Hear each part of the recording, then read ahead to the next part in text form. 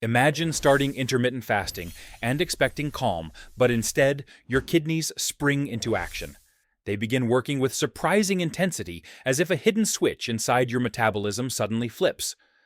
Most people assume something is wrong when they start urinating constantly during the first week. But this unexpected flood is not a failure of your kidneys. It is their first moment of freedom.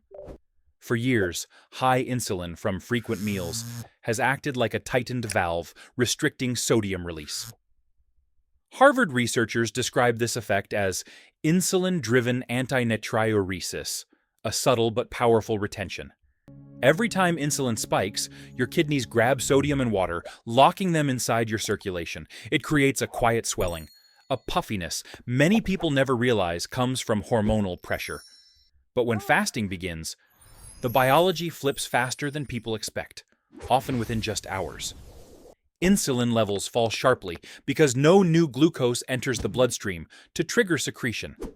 As insulin drops, those renal valves loosen, releasing sodium and water through the proximal tubules. This is the true beginning of the Great Flush, the reason early weight loss seems unbelievably rapid. It is not fat loss. It is the body draining stored water, once held back by hormonal command. Think of a balloon slowly releasing pressure after years of being slightly overfilled and stretched. The relief feels surprising because nothing seems dramatic on the surface, yet everything is shifting. Here is the twist most people never hear. This flush actually reduces blood pressure almost immediately. Stanford cardiology data shows sodium release can lower systolic pressure significantly within days.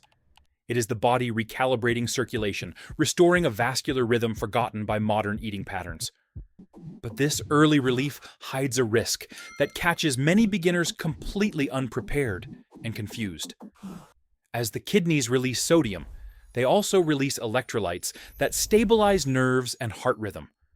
Without mindful replacement, dizziness or fatigue appears suddenly, mistaken for fasting failure. This is not the body breaking down. It is the body asking for proper support during transition. A small pinch of mineral salt or electrolyte water restores balance remarkably quickly in most people. Once this adjustment is made, the flood phase becomes a predictable step rather than a frightening event. Your kidneys are not panicking during these first 2 weeks. They are doing exactly what evolution intended.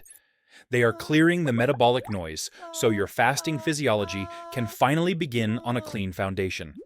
And beneath this flush lies a deeper question. What happens when the kidneys finally stop releasing water? That shift marks the beginning of the next chapter, where early signs of kidney strain reveal themselves. Most kidney problems begin quietly, long before any symptom becomes noticeable or alarming. Unlike the heart, your kidneys cannot send sharp warnings or dramatic signals when stressed. They simply keep working until nearly 70% of their filtering capacity is already gone. This silent decline is why so many people discover kidney issues only during routine blood tests. But fasting introduces an unusual opportunity to observe early hints your kidneys rarely reveal. Here is the simplest one, and it starts the moment you walk into your bathroom tomorrow morning. Look at the toilet bowl after you urinate, ignoring color and focusing solely on the surface. If the foam disappears within seconds, your filtration barrier is performing exactly as designed. But if the bubbles cling to the surface like beer foam, something different may be happening. This lingering foam often signals protein leakage, a condition doctors call proteinuria. It occurs when the glomerular filter stretches enough to let albumin escape into the urine. Mayo Clinic nephrologists describe this as a breach in the kidney's microscopic barrier system. The twist is that most people wrongly blame dietary protein for this leakage. They assume eating meat strains the kidneys and worsens filtration over time. But the evidence shows a very different story rooted in blood sugar, not dietary protein. Chronically high insulin and glucose make the kidney filter work at abnormally high pressure. This state, known as glomerular hyperfiltration, forces blood through tiny vessels too quickly. Over years, these vessels stiffen as sugars bind to their walls in a process called glycation. The damage narrows pathways and triggers even more pressure, creating a downward spiral. This is why diabetics develop kidney issues far earlier than the general population. And here is the surprising connection to intermittent fasting that many overlook completely. When insulin drops for extended periods, the kidneys finally escape that constant pressure. Filtration slows to a safer speed, giving the delicate barrier room to stabilize and recover. Some people even notice their morning foam gradually fading after several weeks of consistent fasting. This improvement does not come from avoiding protein. It comes from reducing glycemic overload. The kidneys prefer steadiness over spikes, and fasting delivers exactly that environment. But understanding foam is only the beginning, because the next phase happens far deeper inside. Once pressure decreases, the renal cells begin engaging a repair process that feels almost invisible. And that quiet repair sets the stage for a transformation far greater than most expect. After several weeks of fasting, something subtle begins inside your kidneys without any noticeable sensation. The early pressure has eased, the foam has stabilized, and inflammation slowly retreats from the filtering units. This is the moment your renal cells finally gain the quiet they need to begin deeper repair. But the repair does not start with new growth. It starts with controlled destruction of damaged components. Scientists call this autophagy, a cellular recycling system activated when nutrients become consistently scarce. It is not a rapid transformation, but a disciplined cleanup that unfolds with remarkable precision. Inside each tubular cell, worn-out mitochondria are identified and tagged for dismantling. These dysfunctional mitochondria are energetically expensive and produce excessive oxidative stress when overactive. Removing them allows healthier mitochondria to divide and take over the cell's energy production. Nature reviews. Nephrology highlights this process as a key protective mechanism during metabolic stress. The twist is that autophagy is not triggered by fasting alone, but by the hormonal switch behind it. When you stop eating, mTOR, the growth pathway, gradually shuts down to conserve resources.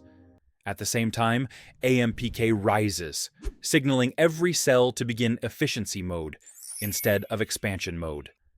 This shift is what unlocks autophagy, ensuring damaged structures are consumed before they cause harm.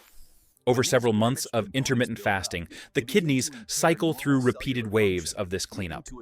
Each wave removes a layer of molecular clutter accumulated from years of high glucose metabolism. This includes misfolded proteins, oxidized lipids, and aged organelles, slowing cellular performance.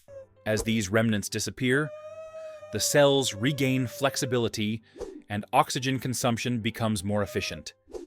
Tubular cells begin transporting electrolytes more smoothly, stabilizing the body's internal balance. And while you cannot feel this directly, you might notice increased energy or clearer thinking indirectly. Better mitochondrial function reduces systemic fatigue, because kidneys require enormous amounts of ATP daily. This internal upgrade also makes renal tissue more resilient to periods of low blood flow. That resilience is vital because kidneys face constant micro-fluctuations in pressure and oxygen delivery. Autophagy strengthens their buffer zone, lowering the risk of long-term structural decline. But a deeper question follows this improvement as fasting progresses from months 1 to 3. If repair is happening quietly, what happens when the body begins releasing stored waste aggressively? That transition leads to one of fasting's strangest sensations, a discomfort often mistaken for harm. Around the 2nd or 3rd month of fasting, a strange pattern can appear without any warning. Some people notice mild back discomfort, cloudy urine, or a sharp sensation during urination. These symptoms often create panic because they resemble early signs of kidney stones. But in many cases, they are actually part of a cleansing response rather than a medical emergency. Here is the twist most beginners never expect. Fasting can trigger oxalate dumping. Oxalates are microscopic crystals found in foods like spinach, almonds, peanuts, and black tea. Over years, these crystals accumulate quietly inside kidney tissue or other connective structures. When insulin drops for long periods, your body begins mobilizing stored compounds during fat burning. As fat tissues shrink, oxalates embedded in surrounding areas may start dissolving into circulation. The kidneys then receive a sudden wave of these crystals and attempt to flush them out efficiently. This is why urine may look cloudy or feel slightly irritating during this phase. Researchers from the University of Chicago note that oxalate movement increases during metabolic shifts. It is the body clearing backlog rather than forming new stones from scratch. But the discomfort can worsen if another biochemical factor emerges at the same time. During deep fat metabolism, ketones rise sharply and require the kidneys to excrete them rapidly. This forces the kidneys to prioritize ketone clearance over other solutes in the filtration pipeline. As a result, uric acid may temporarily accumulate because ketones compete for excretion channels. This buildup is not chronic gout, but a brief elevation caused by metabolic competition. The increased uric acid can also contribute to temporary burning sensations during urination. Fortunately, there is a simple intervention that supports both oxalate removal and stone prevention. The key is citrate, a natural compound that binds calcium and prevents calcium oxalate crystallization. Lemon juice is one of the richest dietary sources of citrate and acts surprisingly quickly. Nephrology guidelines frequently recommend citrate therapy for patients prone to recurrent kidney stones. Adding lemon to water during fasting windows can soften the oxalate load significantly. Hydration also plays a crucial role because concentrated urine increases crystal interactions. A steady flow of fluid helps crystals move smoothly instead of clumping into larger structures. This phase is not a sign that fasting is harming your kidneys, but a sign they are clearing residue. Still, understanding the mechanism reduces fear because uncertainty often amplifies discomfort. Once the oxalate storm passes, a deeper systemic change begins affecting organs beyond the kidneys. By the 6th month of intermittent fasting, the benefits extend far beyond what happens in your kidneys. Your blood pressure often steadies, your energy feels cleaner, and inflammation continues drifting downward. These improvements seem unrelated at first, but they point to a deeper systemic recalibration. The kidneys sit at the center of a network that controls vascular tone, electrolyte balance, and fluid pressure. When fasting lowers insulin for months, the renin-angiotensin system gradually settles into a calmer rhythm. This shift relaxes small blood vessels throughout the body, restoring flexibility to previously stiffened pathways. Nitric oxide production rises as oxidative stress decreases, improving circulation across multiple organs. Harvard nephrologists often describe this stage as metabolic stabilization after prolonged dietary restraint. Here comes the unexpected twist, one that surprises even people who understand fasting physiology well. Your ears, specifically the inner ear, often respond to kidney recovery in measurable ways. Both organs share similar embryologic origins and rely heavily on stable microcirculation to function. When renal blood flow improves, the same pattern often echoes through the delicate vessels inside the cochlea.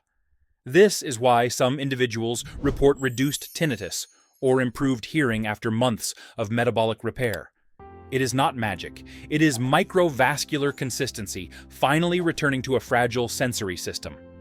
The inner ear depends on precise electrolyte gradients maintained by tiny pumps requiring steady energy.